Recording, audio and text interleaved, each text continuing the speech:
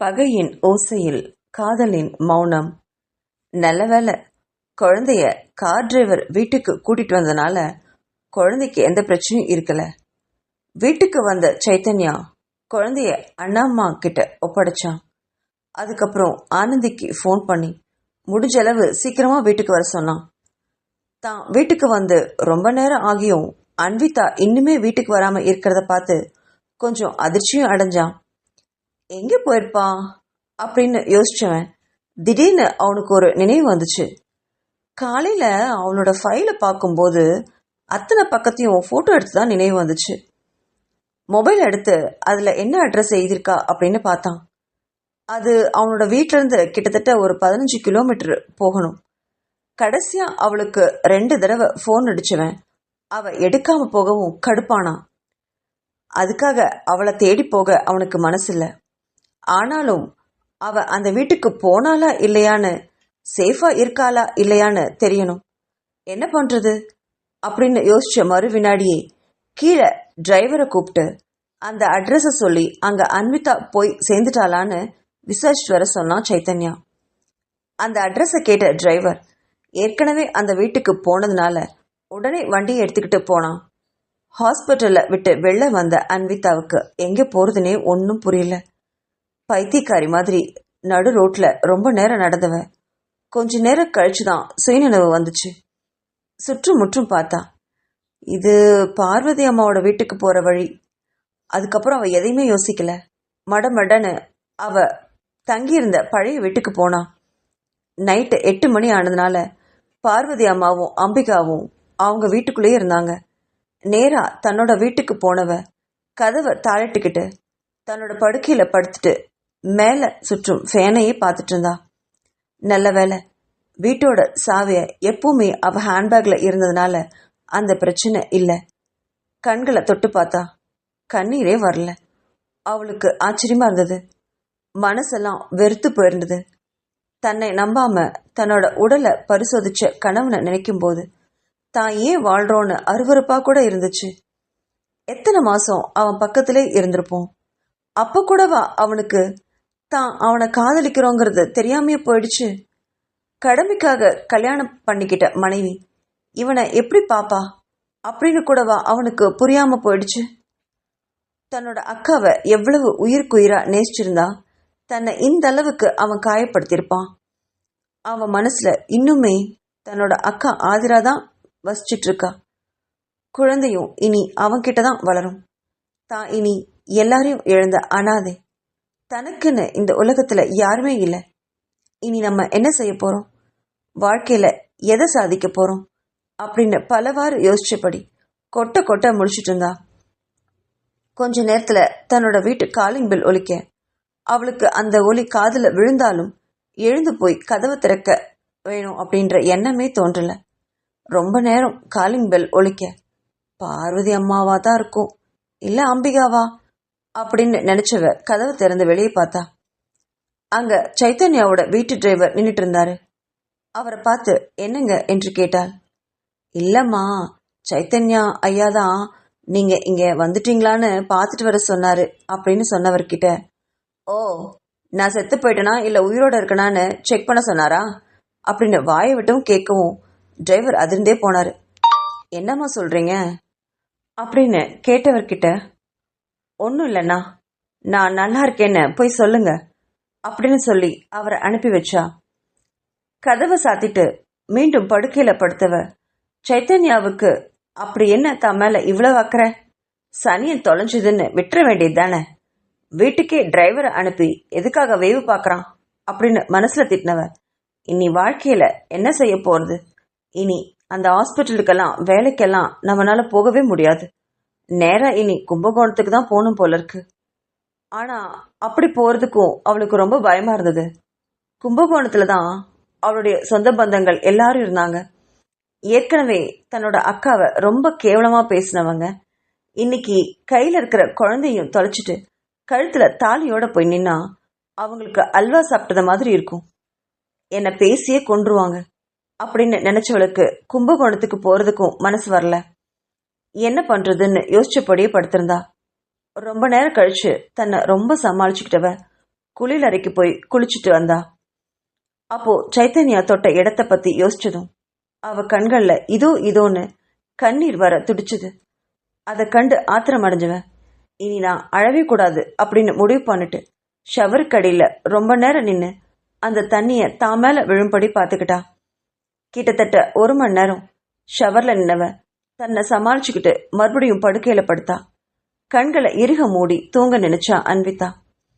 வீட்டுக்கு வந்த டிரைவர் சைத்தன்யா கிட்ட அன்விதா அங்கதான் இருக்கிறதா சொல்ல நிம்மதி பெருமூச்சு விட்டான் சைத்தன்யா. பிறகு தன்னோட அறைக்கு வந்து படுத்தவன் அவளை பத்தியே யோசிச்சுட்டு இருந்தான். எத்தனையோ மாசம் அவ தன்னோட பக்கத்துல படுத்திருந்த அந்த அன்விதா இன்னைக்கு அவன் பக்கத்துல இல்ல.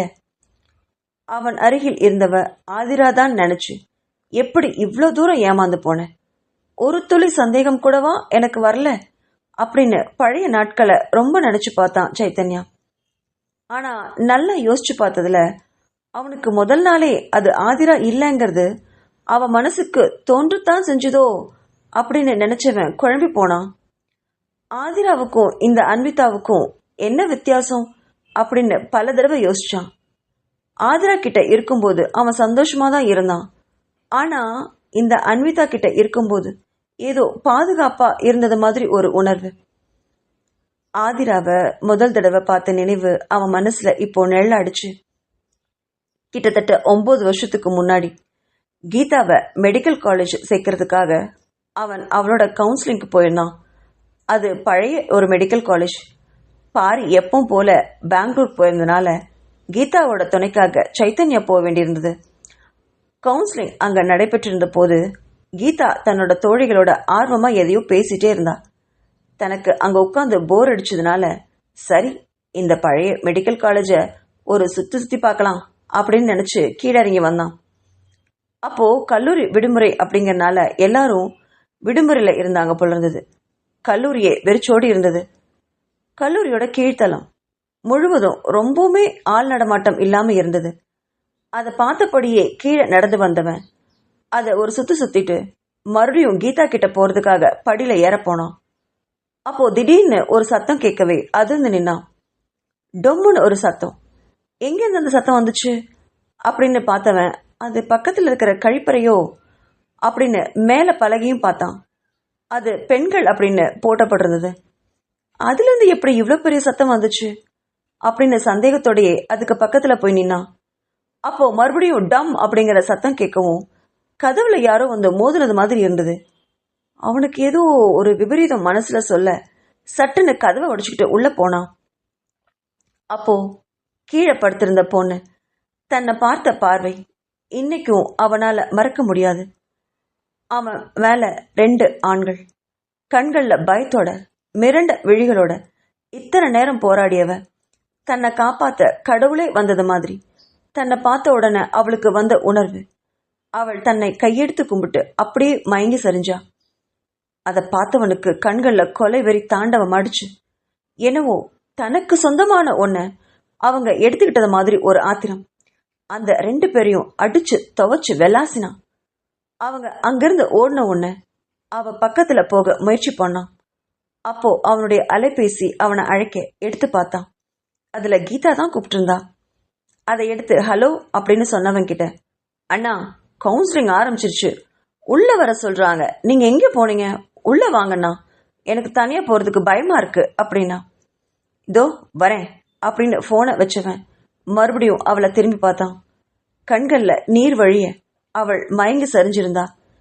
இனி ஆபத்து இல்லை அப்படின்னு உணர்ந்தவன் அவளுடைய தாவணி எடுத்து அவன் மேல போட்டுட்டு எழுந்து போனவனுக்கு ஏதோ ஒன்னு தோண மறுபடியும் அவ பக்கத்துல வந்து குனிஞ்சு அவ தலைய மென்மையா கோதி விட்டவன் அவ நெற்றியில அழகா ஒரு முத்தத்தை பதிச்சான்.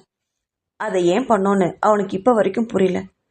மறுபடியும் அவனுடைய அலைபேசி அழைக்க எழுந்து அங்கிருந்து வேகமா ஓடினான்.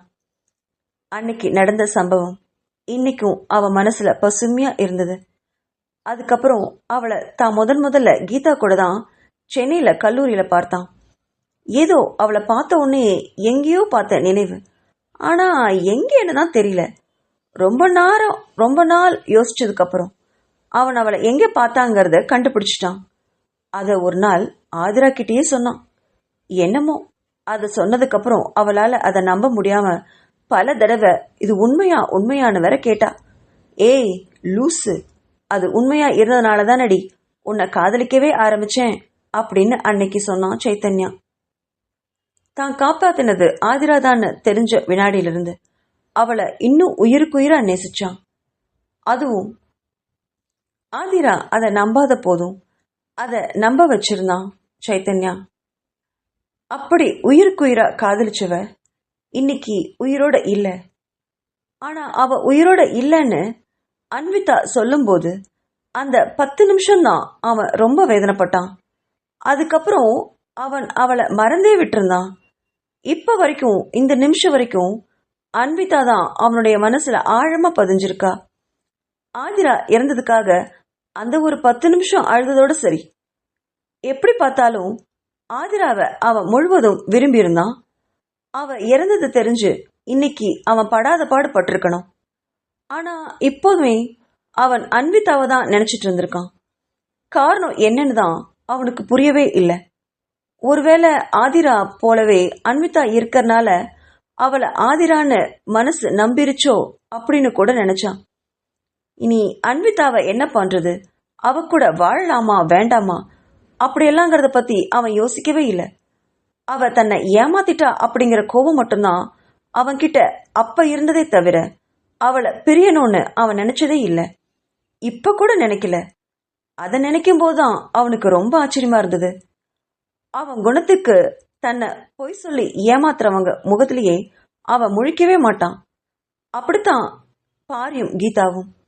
ஆனா அன்விதாவ அந்த நிமிஷமே பரிசோதிச்சுட்டு அவ சொல்றது உண்மையா பொய்யான்னு தெரிஞ்சுக்கிட்டு இருந்திருக்கான். அது உண்மைன்னு தெரிஞ்சதுக்கு அப்புறம் மனசுல ஒரு நிம்மதியும் ஒரு சந்தோஷமும் கிடைச்சது.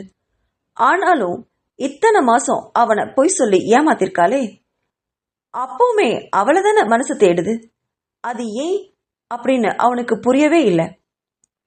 மனச ரொம்ப குழப்பிக்கிட்டவன் ரொம்ப நேரம் கழிச்சுதான் தூங்கினான். மறுநாள் காலையில குழந்தைய டிரைவர் கிட்ட ஒப்படைச்சு பிளே ஸ்கூல்ல விட சொன்னான். அத்வைத் அம்மா எங்கன்னு கேட்டப்போ ஃப்ரெண்டு வீட்டுக்கு போயிருக்கிறதா சொல்லி சமாளிச்சான். பிறகு அவன் ஹாஸ்பிட்டலுக்கு போனான். அவனுக்கு அவனுடைய ஒவ்வொரு உடம்பின் அணுவும் அன்விதாவை பார்க்கணும்ன்ற எண்ணம், ஆசை பெருகிட்டே போச்சு. அவனால அதை புரிஞ்சுக்கவும் முடியல. வேகமா தன்னோட காரை எடுத்துக்கிட்டு ஹாஸ்பிட்டலுக்கு விட்டான். அங்க போனவன் அன்விதாவுக்காக காத்துட்டு இருந்தான். ஆனா ரொம்ப நேரம் ஆகியும் அன்விதா ஹாஸ்பிட்டலுக்கு வராம போனதும் ரொம்பவுமே கடுப்பானான். கோமா தன்னோட அலைபேசி எடுத்து அவளுக்கு பல தடவை கூப்பிட்டான். ஆனா அந்த எடுக்கவே இல்லை ராட்சசி. கோவத்துல பற்களை கடிச்சான். அவனுக்கு இப்போ அன்விதாவை பார்த்தே ஆகணும் அப்படிங்கிற அழுத்தம் அவனை படாத பாடுபடுத்துச்சு. டென்ஷன்ல ஹாஸ்பிட்டல்ல இருக்கவங்களெல்லாம் எரிஞ்செறிஞ்சு விழுந்தான். அவனுக்கு இப்போ அன்விதா கிட்ட பேசணும். என்ன பண்றது அப்படின்னு யோசிச்சவன் சட்டுன்னு ஒரு முடிவுக்கு வந்து நேரா காரை எடுத்துக்கிட்டு ஒரு மொபைல் ஷாப்புக்கு போய் புதிய போனை வாங்கிட்டு ஒரு சிம் கார்டையும் வாங்கினான். அந்த சிம் கார்டு வாங்கும் அந்த நேரம் கூட அவனுக்கு பொறுமை இல்லை. அந்த கடையால சீக்கிரம் அப்படின்னு சொல்லிட்டே இருந்தான். அவர் வேக வேகமா எல்லாத்தையும் முடிச்சு மொபைல அவன்கிட்ட கொடுத்ததுக்கு அப்புறம் தான் அவனுக்கு உயிரே வந்தது. அந்த உணர்வின் காரணம் மட்டும் சைத்தன்யாவுக்கு இப்ப வரைக்கும் புரியல. எங்க சென்னையை விட்டு அவ போயிடுவாளாங்கிற பயம். ஆனா அதுக்காக அவளுடைய வீட்டுக்கே போக அவனுடைய ஈகோ தடையா இருந்தது. கடைசி தடவையா வேறொரு நம்பர்ல இருந்து கூப்பிட்டு பார்க்கலாம் அப்படின்னு நினைச்சவன் புதிய சிம் கார்டுல இருந்து அவளுக்கு நம்பருக்கு ட்ரை பண்ணான். கிட்டத்தட்ட ரிங் முடிகிற தருவாயில போனை எடுத்த ஹலோ அப்படின்னா அந்த குரல்ல தான் தனக்கு உயிரே வந்தது போல உணர்ந்தான் சைத்தன்யா. ஏய் எங்கடி இருக்க அப்படின்னு கேட்டான். அந்த குரல்ல மிரண்டு விழிச்ச அன்விதா அவளுடைய போனை திருப்பி பார்த்து அந்த நம்பரை பார்த்தா. அது புது நம்பரா தான் இருந்துச்சு. இத்தனை நேரமும் சைத்தன்யா கூப்பிட்டு அவ போனை எடுக்கவே இல்லை. அதனால புது நம்பர்ல இருந்து கூப்பிடுறான் போல இருக்கு அப்படின்னு நினைச்சவ காதுக்கு பக்கத்துல தன்னோட போனை கொண்டு வந்து, ஏன் நான் எங்க இருக்கேன்னு தெரிஞ்சு என்ன பண்ண போறீங்க, மறுபடியும் வந்து என்ன செக் பண்ண போறீங்களா அப்படின்னு திருப்பி கேட்டா. அதான் எல்லாத்தையும் செக் பண்ணி முடிச்சிட்டேனேடி, இன்னும் என்ன புதுசா ஏதாவது போய் வச்சிருக்கியா செக் பண்றதுக்கு அப்படின்னு அவனும் திருப்பி கொடுத்தான். அவன் கூட வாக்குவாதம் செய்ய அவளுக்கு கொஞ்சம் கூட இஷ்டம் இல்லை. என்ன விஷயம் முதல்ல அதை சொல்லுங்க, ஏன் இப்படி எனக்கு ஃபோன் பண்ணி தொல்லை பண்ணுறீங்க அப்படின்னா, ஏண்டி ஹாஸ்பிட்டலில் ஊர்பட்ட வேலை கிடக்கு, அது தெரியுமா தெரியாதா உனக்கு? அங்கே வீட்டில் உட்காந்து என்னடி பண்ணுற, ஹாஸ்பிட்டலுக்கு வந்து சேரு அப்படின்னா, நான் அங்கே வேலைக்கு இனிமேல் வரமாட்டேன், என்னை கூப்பிடாதீங்க, நான் வேற ஹாஸ்பிட்டலுக்கு வேலை போகிறேன் அப்படின்னு சொன்னவளை இடைமறிச்சான். எனது வேற ஹாஸ்பிட்டலுக்கு வேலைக்கு போறியா? ஏய், இங்கேயே நீ 3 வருஷத்துக்கு பாண்ட்ல சைன் பண்ணிருக்க, அது உனக்கு ஞாபகம் இருக்கா இல்லையாடி? நீ நம்ம வீட்டுக்கு வரல பரவாயில்ல, முதல்ல ஹாஸ்பிட்டலுக்கு வந்து சேரு, இல்ல உன் மேல கேஸ் போட்டுருவேன். நீ எந்த ஹாஸ்பிட்டல்லையும் இதுக்கப்புறம் வேலையே செய்ய முடியாத அளவுக்கு பண்ணுவேன், ஜாக்கிரதை. இன்னும் உனக்கு 1 மணி நேரம் டைம் தரேன், அதுக்குள்ள நீ என்னோட ஹாஸ்பிட்டலுக்கு என் முன்னாடி என் ரூம்ல வந்து நீ நிக்கிற, இல்ல நான் உன் வீட்டுக்கு வந்து நிப்பேன், ஜாக்கிரதை அப்படின்னு சொல்லி போனை வச்சான் சைத்தன்யா. அவன் பேசுனதை கேட்டவளுக்கு கடுப்பா இருந்துச்சு. நான் என்ன பொம்மையா இவன் கீ கொடுத்தா ஆடுறதுக்கு அப்படின்னு மனசுல அவனை திட்டினவன் வேணும்னே 2-3 நேரம் கழிச்சுதான் அவ ஹாஸ்பிட்டலுக்கு போய் சாவகாசமா நின்னான். அவனுக்கும் அது புரிஞ்சுதான் இருந்தது. அவ்வளவு திமிர், நான் 1 மணி நேரத்துல வான்னு சொல்லியும் 2-3 மணி நேரம் கழிச்சுட்டு வந்து என் முன்னாடி அப்படி அழுத்தமா நிக்கிறா பாரு. ஆதிராவா இருந்தா இந்த மாதிரி எல்லாம் செய்வாளா அப்படின்னு மனசுல நினைச்சுவன் அப்படியே அவளை பார்த்து கேட்டான். ஏய், உனக்கு எவ்வளோ திமிர் இருந்தா நான் 1 மணி நேரத்துல உன்னை வர சொன்னா நீ 2-3 மணி நேரம் கழிச்சு வந்து நிப்ப, அவ்வளோ திமிராடி உனக்கு அப்படின்னு கேட்டான். இதே உன்னோட அக்கா ஆதிராவா இருந்தா நான் சொல்றது அப்படியே செய்வா தெரியுமா, ஆனா நீ இருக்க பாரு, நான் என்ன சொன்னாலும் அதுக்கு ஆப்போசிட்டா தான் செய்வேன் அப்படின்னு அவளுடைய அக்காவையும் அன்விதாவையும் கம்பேர் பண்ணி பேசினான். அதுல கோபமான அன்விதா, இப்ப எதுக்கு ஆதிராவை தேவையில்லாம இழுக்கிறீங்க? நான் அன்விதான்னு தெரியாம இருந்தப்பதான் என்னை ஆதிரா ஆதிரான்னு சொல்லி கூப்பிட்டு என் உயிரை எடுத்தீங்க. இப்பதான் நான் அன்விதான்னு உங்களுக்கு நல்லா தெரிஞ்சு போச்சுல்ல, அப்புறமும் ஏன் ஆதிரா ஆதிரான்னு சொல்லி என் கழுத்தை அழுக்கிறீங்க அப்படின்னு கேட்டா. அவனுக்கு இப்போ சட்டுன்னு புரிஞ்சுது, அவளை ஆதிரான்னு கூப்பிட்டா அவளுக்கு பிடிக்காதுன்னு. சபாஷ்னு மனசுல நினைச்சுவேன். ஓ, அப்போ உனக்கு ஆதிரான்னு சொன்னா பிடிக்காதா? ஆதிரான்னு பேர் சொன்ன பிடிக்காத நீ அவ பேர்ல என் கூட இத்தனை மாசமா படுக்கையில படுத்தியே, உனக்கு வெக்கமா இல்ல அப்படின்னு திருப்பி கேட்டான். அந்த கேள்வியில முகம் சிவந்து தலை குனிஞ்சா. எல்லாம் இவன் நல்லதுக்கு தான் செஞ்சது, இப்போ எனக்கே இவன் திருப்பி அடிக்கிறான் அப்படின்னு மனசுல திட்டினவ மௌனமா தலை குனிஞ்சபடி, பேஷண்ட் வெயிட் பண்றாங்க, நான் போறேன் அப்படின்னா மெதுவா. போறவள மறுபடியும் நிறுத்தினான் சைத்தன்யா. என்ன அப்படிங்கிற மாதிரி அவ பார்க்க, இங்க பாரடி, இந்த ஹாஸ்பிட்டல்ல 3 வருஷம் வேலை செய்யறதா நீ சைன் பண்ணிருக்க, அதை மீறி நீ போக முடியாது, அதை முதல்ல மனசுல நிறுத்திக்கோ. அப்புறம் உன் அக்கா குழந்தை என் வீட்டுல என் கூட இருக்கான், அதை வளர்த்துறாதான் உன்னோட கடமையா இருக்கணும். அதுக்காக தான் பொய் சொல்லி உன் கழுத்துல நீ என்ன தாலி கட்ட வச்சிருக்க, அதை மறக்காம சாயங்காலம் என் கூட வீட்டுக்கு வர வழியப்பாரு அப்படின்னா. அடுத்த வினாடி முடியாதுன்னா அன்விதா. ஏண்டி அப்படின்னு கேட்டவன் கிட்ட, உங்க கூட உங்க வீட்டுக்கு நான் வரமாட்டேன், அத்வைத் உங்ககிட்ட நல்லா வளருவான்னு எனக்கு நம்பிக்கை இருக்கு, அவனுக்கு இனி நான் தேவைப்பட மாட்டேன், நீங்க தான் ஆனந்திய குழந்தைய பார்க்கறதுக்காக ஆள் வச்சிருக்கீங்கல்ல, அப்புறம் என்ன, அங்க நான் வந்தாலும் ஆனந்தி தான் குழந்தைய பார்த்துப்பாங்க, எனக்கு அங்க அந்த வேலையே இல்லை, வேலை இல்லாத இடத்துக்கு நான் ஏன் வரணும் அப்படின்னு கேட்டா. குழந்தைய ஆனந்த் பார்த்துப்பாங்க, சரி, என்ன யாரடி பார்த்துப்பாங்க அப்படின்னு கேட்டவன் வேகமா அவளுக்கு பக்கத்துல வந்து அவ கையை பிடிச்சு இழுத்து இறுக்கமா அணைச்சு பிடிச்சுக்கிட்டான். அவனுடைய தொடுதல்ல தீ பற்றுறது மாதிரி துடிச்சு போனான். விடுங்க, என்னை ஏன் இப்படியெல்லாம் பண்றீங்க, இப்படியெல்லாம் தொடர்றதுக்கு உங்களுக்கு வெக்கமா இல்ல அப்படின்னு அவன் கிட்ட இருந்து விடுபட வெகுவாக முயற்சி பண்ணான். ஆனா அதை விடாம பிடிச்சவன், என்னடி ஓவரா துள்ற, நான் உன் புருஷன், அதை ஞாபகம் வச்சுக்கோ அப்படின்னா. புருஷனா? யார், நீங்களா? பொண்டாட்டி கன்யா ஏதான் இருக்காளா, குழந்தை பெற்றுட்டாளான்னு செக் பண்ற புருஷன்லாம் ஒரு புருஷனா? அவன்லாம் மனுஷனே கிடையாது அப்படின்னு அவனை பிடிச்சு தள்ளிவிட பார்த்தா.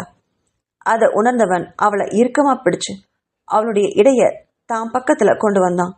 அவளுடைய முகத்துக்கு நேரா தன் முகத்தை கொண்டு வந்து அவளுடைய இதழ்களை இவன் இதழ்களால் கவி பிடிச்சான். அதுல காதல் கிடையாது, கோபம் மட்டும்தான் இருந்தது. உதட்ட ரொம்ப நேரம் கடிச்சவன் அந்த உதட்டுல ரத்தம் வந்ததையும் உணர்ந்துதான் இருந்தான். ஆனாலும் அந்த ரத்தத்தையும் விடாம உறிஞ்சி எடுத்தான். அதை தாங்க முடியாத அன்விதா அவன்கிட்ட இருந்து விடுபட ரொம்ப முயற்சி பண்ணான். வலி அவளால தாங்க முடியல. ஆனா அதை உணர்ந்தும் அவன் விடவே இல்லை. முடிஞ்ச அளவு அவளுடைய உதட்டை கடிச்சு காயப்படுத்தினவன் ரொம்ப நேரம் கழிச்சுதான் அவளை விடுதலையே பண்ணான். அவன் கிட்ட இருந்து விடுபட்டவ மூச்சு வாங்க தள்ளி நின்றபடி தன் உதட்டை தொட்டு பார்த்தா. ரத்தம் இன்னும் கசிச்சுட்டே இருந்தது. இவன் மிருகமா மனுஷனா அப்படின்னு நினைச்சபடி அவனை உறுத்து விழிச்சா. என்னடி பாக்குற? போய் உன்னோட பேஷண்ட் வெயிட் பண்றாங்க பாரு, போய் பாரு அப்படின்னு சொல்லிட்டு அவனோட நாற்காலியில வந்து உட்கார்ந்தான். அவனை மனசுல திட்டிக்கிட்டே வெளியில வந்தா அன்விதா. நேரா அவளோட அறைக்கு போனவ பேஷண்ட்டை ஒரு 10 நிமிஷம் கழிச்சு உள்ள அனுப்ப சொன்னா நர்ஸ் கிட்ட. அங்க இருக்கிற பாத்ரூமுக்கு போய் தன்னோட முகத்தை சுத்தப்படுத்தினவ உதட்ட கண்ணாடியில பார்த்தா. அவன் கடிச்சதுல ரத்தம் இன்னும் கசிச்சுட்டே இருந்தது. ஒரு மாஸ்க் எடுத்து முகத்துல போட்டுட்டு தன்னோட இருக்கையில வந்து உட்கார்ந்து ஒவ்வொரு பேஷண்டா பார்க்க ஆரம்பிச்சா அன்விதா. சாயங்காலம் வீட்டுக்கு கிளம்பும் போது அவளோட அறைக்கு வந்தான் சைத்தன்யா. அவ ஏதோ ஒரு பேஷண்டோட ஃபைல பார்த்துட்டு இருக்க. சைத்தன்யா அவளோட அறைக்குள்ள வர்றத பார்த்து திகைப்போட எழுந்து நின்னா. டைம் ஆயிடுச்சுடி, இன்னும் இங்க உட்காந்து என்னடி பண்ற, வா போகலாம் அப்படின்னு மிரட்டினா. எங்க அப்படின்னு ஒன்னும் புரியாத போல கேட்டா அன்விதா. பல்ல உடைச்சிடுவேன் ராஸ்கல். எங்கன்னா நம்ம வீட்டுக்கு தாண்டி, கிளம்பு வா. நேத்தே அத்வைத் உன்னை கேட்டான். அவன் நகராம இருக்கிறத பார்த்து எந்திரிச்சு வாடி அப்படின்னா. நான் வரமாட்டேன். அங்க எனக்கு என்ன இருக்கு? அது உங்க வீடு, என்னோட அக்கா ஆதிரா வாழ வேண்டிய வீடு. அங்க நான் வந்ததே தப்பு, நான் வரல அப்படின்னா. அத நீ என் கையால தாலி கட்டிக்கிறதுக்கு முன்னாடி யோசிச்சிருக்கணும்டி. இப்ப யோசிச்சு என்னடி பிரயோஜனம்? இப்பதான் உன் அக்கா உயிரோட இல்லையே, அவ இடத்துக்கு நீ வரணும்னு நினைச்சு ஆசைப்பட்டு தானே அதையும் சாதிச்ச. அப்புறம் என்னடி இங்க உட்காந்து வியாக்கியானம் பேசிட்டு இருக்க? வா கிளம்பலாம் அப்படின்னு மறுபடியும் கூப்பிட்டான். என்ன பண்றது? எல்லாம் பண்றதெல்லாம் பண்ணிட்டு இப்படி வீட்டுக்கு வந்து உங்க கூட வாழ கூப்பிடுறீங்களே, உங்களுக்கெல்லாம் வெக்கமாவே இல்லையான்னு திருப்பி கேட்டா. என்னடி ஓவரா சீன் போடுற? அப்படி நான் என்ன பண்ணிட்டேன்? ஆதிராங்கிற பேர்ல நீ வந்து உட்கார்ந்துருக்க. நீ உண்மையா பொய்யான்னு நான் பார்க்க வேணாமா? இன்னும் சொல்லப்போனா நீ சொன்ன பொய்க்கு இந்நேரம் உன் மேல கம்ப்ளைண்ட் பண்ணி ஜெயிலுக்குள்ள தள்ளியிருக்க முடியும். அதை நான் பண்ணேனாடி? உன் மேல தப்பு இருந்தும் என் கையால உனக்கு தாலி கட்டியிருக்கேன்ற ஒரே காரணத்துக்காக நீ பண்ண தப்பையெல்லாம் மன்னிச்சு உன்னை கூப்பிட்டுட்டு நிக்கிறேன். இப்ப வரப்போறே இல்லையாடி அப்படின்னு கேட்டான். ஓ, அப்போ நீங்க கட்டின இந்த தாலிக்காக தான் என்ன கூப்பிடுறீங்க அப்படிதானே அப்படின்னு கேட்டா. பின்ன உன்னை ஆசையா காதலிச்சிட்டேன்னு நினைச்சா உன்னை இப்படி கூப்பிட்டு நிக்கிறேன். நான் காதலிச்சதெல்லாம் உன் அக்கா ஆதிராவை தான், உன்னை இல்ல அப்படின்னு சொன்னான் வெடுக்குன்னு. ஊர் உலகத்துக்காக நீ என் கூட வாழ்ந்துதான் ஆகணும். வேற வழி உனக்கும் இல்ல எனக்கும் இல்ல. இப்ப வீட்டுக்கு வரப்போறியா இல்லையா அப்படின்னு மறுபடியும் அதே கேள்வியை கேட்டான். முடியாது, நான் வரமாட்டேன். ஊர் உலகத்துக்காக அப்படி பொய்யான வாழ்க்கையை நான் வாழ வேண்டாம் அப்படின்னு சொன்னான். அவ பேசினதை கேட்டபடியே அவளுக்கு எதிர அழுத்தமா வந்து நின்னான் சைத்தன்யா.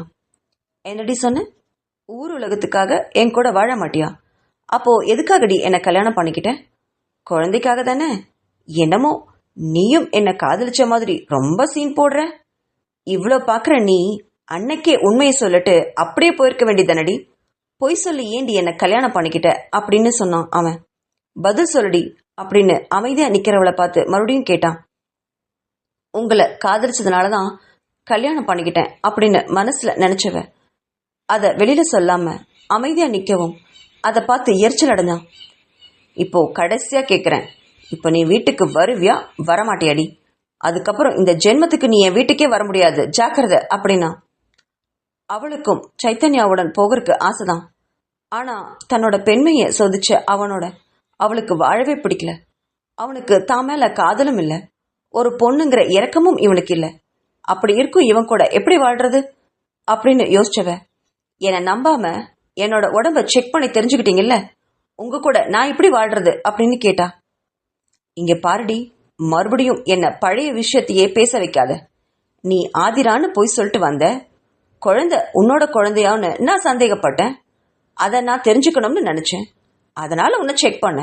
அந்த பிரச்சனை அதோட முடிஞ்சு போச்சு. இப்போ நான் உனக்கு தாலி கட்டிருக்கேன், நீ என்னோட பொண்டாட்டி. இது எந்த காரணத்தை கொண்டும் நான் மாத்திக்கிறதா இல்ல. உனக்கு இன்னும் 1 வாரம் டைம் தரேன். அதுக்குள்ள நல்லா யோசிச்சுட்டு வீட்டுக்கு வர வழியை பாரு. இல்லைனா 1 வாரத்துக்கு அப்புறம் உனக்கு எங்கிட்ட இருந்து டிவோர்ஸ் நோட்டீஸ் வரும், ஜாக்கிரதை. அதை மட்டும் எப்பவும் மனசுல வச்சுக்கோ அப்படின்னு கர்ஜித்தபடி அந்த அறையை விட்டு வெளியில போனான் சைத்தன்யா. அந்த டிவோர்ஸ் அப்படிங்கிற வார்த்தையில அதிர்ந்து போனா அன்விதா. ஆனாலும் அவன் பின்னாடியே ஓடிப்போய் தன்னை மனைவியா ஏத்துக்கொள்ளும்படி கேட்க அவளுக்கு ஈகோவும் இடம் தரல. இவனுக்கு எவ்வளவு திமிருந்தா தன்னோட பெண்மைய செக் பண்ணி தன்னை மனைவியா ஏத்துக்கிறதுக்கு தயாரா இருப்பான் அப்படின்னு நினைச்சவ நடக்கிறது நடக்கட்டும்னு அவளோட பழைய வீட்டுக்கே போனான். தன்னோட வீட்டுக்கு வந்த சைத்தன்யாவுக்கு இருப்பே கொள்ளல. அவளுக்கு எவ்வளவு கொழுப்பு இருந்தா தாங்கிட்டேயே தான் கூட வரமாட்டேன்னு அழுத்தமா சொல்லிட்டு அவ வீட்டுக்கு போயிருப்பா. தனியா வாழ்றதுக்கு எதுக்காக என்ன கல்யாணம் பண்ணிக்கணும்? அவளை நேற்று பிரிந்ததே பாதி உயிர் போயிரும் போல இருக்கு. இனி ஒரு வாரம் அவ இல்லாம இந்த வீட்டுல எப்படி இருப்பேன்? ஒரு வாரம் கழிச்சும் அவ வராட்டா பெரிய இவன் மாதிரி டிவோர்ஸ் நோட்டீஸ் அனுப்புறேன்னு வாய்ச்சவடால சொல்லிட்டு வந்திருக்கேன். அதை எப்படி நான் அனுப்புவேன்? அதுக்குள்ள அவ சமாதானமாகி வரணுமே. இப்படியே விட்டா அவ சமாதானமாகி வருவாங்கிற நம்பிக்கையும் அவனுக்கு இல்லை. இப்போ என்ன பண்ணலாம் அப்படின்னு யோசிச்சுக்கிட்டே இருந்தவனுக்கு சூரியன்னு ஒரு புத்தியில ஒன்று வரைச்சுது. ஆதிராவை பிரியும் போது அவ அனுப்பிய கடிதத்தை பார்த்தவுடன் அவனுக்கு கோபம் வந்துச்சே தவிர ஆதிராவை தேடி போகணுன்ற எண்ணமே அவனுக்கு வரல. அவளா வரும்போது வரட்டும் அப்படின்னு விட்டுருந்தான். அவளை மறக்க கார் ரேஸ்ல தன்னோட நினைவுகளை செலுத்தினான். ஆனா அன்விதா பிரிஞ்சு ஒரு நாள் கூட முழுசா ஆகல. இடையில ஹாஸ்பிட்டல்ல கூட அவளை பார்த்துட்டு வந்திருக்கான். ஆனாலும் அவளை பிரிய போறோம் அப்படிங்கிற நினைவையே அவனால தாங்க முடியல. அது ஏன்னு யோசிச்சான் சைத்தன்யா. அதுக்குண்டான விடைய கண்டுபிடிச்சவனால அதை நம்பத்தான் முடியல. அதை எப்படி ஆதிராவையும் காதலிச்சுட்டு அன்விதாவையும் நம்ம காதலிக்க முடியும் அப்படின்னு நினைச்சவனால அதுக்கப்புறம் யோசிக்கவே விருப்பம் இல்லாம ஒரு முடிவோட குழந்தை எடுத்துக்கிட்டு அவனை கூப்பிட்டுட்டு அவன் போன இடம் பார்வதி அம்மா வீடு. அன்விதா தன்னோட வீட்டுக்கு போய் குளிச்சுட்டு ட்ரெஸ்ஸை மாத்திட்டு டிவியை சாவகாசமா பார்த்துட்டு இருந்தா. நைட்டு 7 மணி வாக்குல யாரோ காலிங் பெல் அழுத்த யாரா இருக்கும் அப்படின்னு நினைச்சபடி கதவை திறந்தா. அங்க பார்வதி அம்மா தான் நின்றுட்டு இருந்தாங்க. கையில காலையிலேயே பார்வதி அம்மாவையும் அம்பிகாவையும் காலையிலேயே பார்த்துட்டு தான் ஹாஸ்பிட்டலுக்கு போயிருந்தா அன்விதா. தனக்கு கல்யாணமான விஷயம் இவங்க 2 பேருக்குமே தெரியாது. எப்பவும் போல ஹாஸ்பிட்டல் இருந்து வந்திருக்கா போல இருக்கு அப்படின்னு நினைச்சிட்டு இருந்திருக்காங்க. இப்போ பார்வதி அம்மா வந்து காலிங் பெல் அடிக்க என்னம்மா அப்படின்னு கேட்டா அன்விதா. ஒன்னும் இல்ல, வா உனக்கு முக்கியமான ஒருத்தரை அறிமுகப்படுத்துறேன்னு சொன்னான். யாருமா அப்படின்னு கேட்டுக்கிட்டே வெளில வந்தா அன்விதா. அப்போ பார்வதி அம்மாவுக்கு பக்கத்துல இருக்கிற அம்பிகாவும் அவளை ரொம்ப குறுகுறுன்னு பார்த்துட்டு இருந்தா. என்ன அம்பிகா, என்னாச்சு? ஏன் என்ன அப்படி பாக்குறீங்க அப்படின்னு கேட்டா. இல்ல, உங்களை தேடி முக்கியமான ஒருத்தர் வந்திருக்காங்க, நீங்க வாங்க போய் பார்க்கலாம் அப்படின்னு அவளை கூப்பிட்டுட்டு 2 பேரும் பார்வதி அம்மா வீட்டுக்குள் நுழைய அங்க இருந்தவனை பார்த்து அதிர்ச்சியில பேய் அறிஞ்சது போல நின்னான். ஏன்னா அங்க நின்னது சைத்தன்யா. கையில அத்வைத்தோட நின்றுருந்தான்.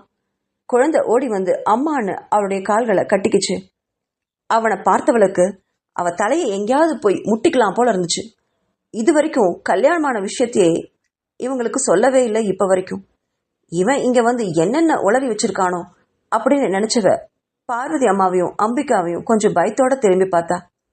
2 பேரும் அன்விதாவை பார்த்தவங்க பார்வதி அம்மா அன்விதாவை பார்த்து, ஏமா புருஷன் பொண்டாட்டிக்குள்ள என்ன சண்டை இருந்தாலும் இப்படியா குழந்தைய தூக்கிட்டு வந்து தனியா நிற்பாங்க அப்படின்னு கேட்டா. அன்விதா எதுவும் புரியாம பார்க்க கூட நின்ன அம்பிகாவோ, என்ன அன்விதா, நீங்கெல்லாம் எவ்வளோ படிச்சிருக்கீங்க, புருஷன் பொண்டாட்டினா அடிக்கடி சண்டை வரத்தான் செய்யும், அதுக்காக கோச்சிட்டு இப்படி தனியா ஒரு வீட்டில் தங்கலாமா? அது தப்பு இல்லையா? அதுவும் இந்த தடவை குழந்தைய அவர்கிட்டயே கொடுத்துட்டு வந்திருக்கீங்களே, இது ரொம்ப தப்பு அன்விதா அப்படின்னா. 2 பேரையும் புரியாம பார்த்துக்கிட்டு சைத்தன்யாவை பார்த்து முறைச்சிட்டு நின்னா.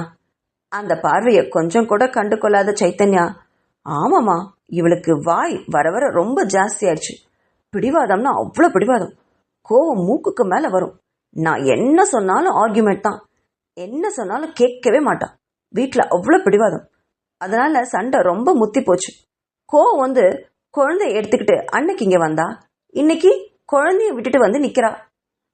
அப்போ இது அன்விதாவோட அக்கா குழந்தை இல்லையா அப்படின்னு பார்வதி அம்மா கேட்க, ஐயோ இது அவ அக்கா குழந்தைதாம்மா, நாங்க தான் அவ அக்கா இறந்துட்டான்னு வளர்த்திட்டு இருக்கோம், இந்த குழந்தைக்காகவாவது என்னை மதிச்சு நடந்துக்கணும் இல்லையா, நீங்களே சொல்லுங்க அப்படின்னு அப்பாவி மாதிரி அந்த அம்மாவை பார்த்து கேட்டான். பார்வதி அம்மாவுக்கு சைத்தன்யா இப்படி பேசுறது ரொம்ப பிடிச்சிருந்தது. யார் இந்த காலத்துல பொண்டாட்டி இப்படி தேடி வருவாங்க அப்படின்னு நினைச்சவன், ஆமாமா, உன் புருஷன் சொல்றதும் கரெக்டு தான். புருஷன் பொண்டாட்டிக்குள்ள என்ன பிரச்சனை வந்தாலும் வீட்டுக்குள்ளே வச்சு அதை தீர்த்துக்கணுமே தவிர வீட்டை விட்டெல்லாம் இப்படி வெளியில வந்து தங்கக்கூடாதுமா. போ, போய் உன் புருஷனை கூப்பிட்டுட்டு நம்ம வீட்டுக்கு இப்ப போ. நைட் ஆயிடுச்சுல, பாவம் பையன் வாய்க்கு ருசியா சாப்பிட்டு ரொம்ப நாள் ஆயிருக்கும். நீ அவனுக்கு ஏதாவது ருசியா சமைச்சு போடு அப்படின்னு அன்விதா கூட சைத்தன்யாவை அவ குடியிருந்த வீட்டுக்கு அனுப்பி வச்சா பார்வதி அம்மா. வீட்டுக்கு வந்தோடனே குழந்தை விளையாட போக சைத்தன்யாவை பார்த்து முறைச்சுக்கிட்டே நின்னா அன்விதா. அந்த பார்வையை கண்டவனுக்கு சிரிப்பு வந்துச்சு. வாய் விட்டு சிரிச்சவன், இங்க ஏன் வந்தீங்க அப்படின்னு கோவமா கேட்டவ கிட்ட, நீதான் நான் இருக்கிற வீட்டுக்கு வரமாட்டேன்னு சொல்லிட்ட. சரி, அதனால நீ இருக்கிற வீட்டுக்கு நானே வந்துட்டேன். இப்போ எதுக்காக இப்படி முறைச்சிட்டு நிக்கிற? இங்க இருக்கவங்க கிட்ட எல்லாம் இப்பதான் உனக்கு கல்யாணம் ஆயிடுச்சுன்னு நீ சொல்லாமே விட்டுட்டியா? அதனால உனக்கு கல்யாணம் ஆயிடுச்சு அப்படின்னு நான் 3 வருஷத்துக்கு முன்னாடியே ஆயிடுச்சுன்னு சொல்லிட்டேன் அப்படின்னு கூலா சொன்னான். என்னது, 3 வருஷத்துக்கு முன்னாடி நம்ம கல்யாணம் நடந்துச்சா அப்படின்னு கேட்டவ கிட்ட, ஆமா, குழந்தை பிறந்ததுலேருந்து எங்ககிட்ட தான் வளருதுன்னு பொய் சொல்லியிருக்கேன். சரி, எனக்கு இப்போ ரொம்ப பசிக்குது. வீட்டில் என்னடி வச்சிருக்க? போய் ஏதாவது சமைச்சு எடுத்துட்டு வா. வெட்டியா நின்று பேசிட்டே இருக்காத அப்படின்னு சொன்னவன் டிவி ரிமோட்டை எடுத்து டிவியை உயிர்ப்பித்து அந்த நிகழ்ச்சியை பார்த்துக்கிட்டு இருந்தான். தன்னோட வீட்டுக்கே வந்து மகாராஜா மாதிரி கால் மேலே கால் போட்டுக்கிட்டு டிவியை பார்த்துக்கிட்டு சமைச்சு கொடு அப்படின்னு சொல்றவன் கிட்ட வாய் பேச அவளுக்கு தைரியமே வரல. கிச்சனுக்கு போய் குழந்தைக்கு இட்லியும் அவனுக்கு பிடிச்ச தோசையும் சட்னியும் செஞ்சு வச்சா அன்விதா.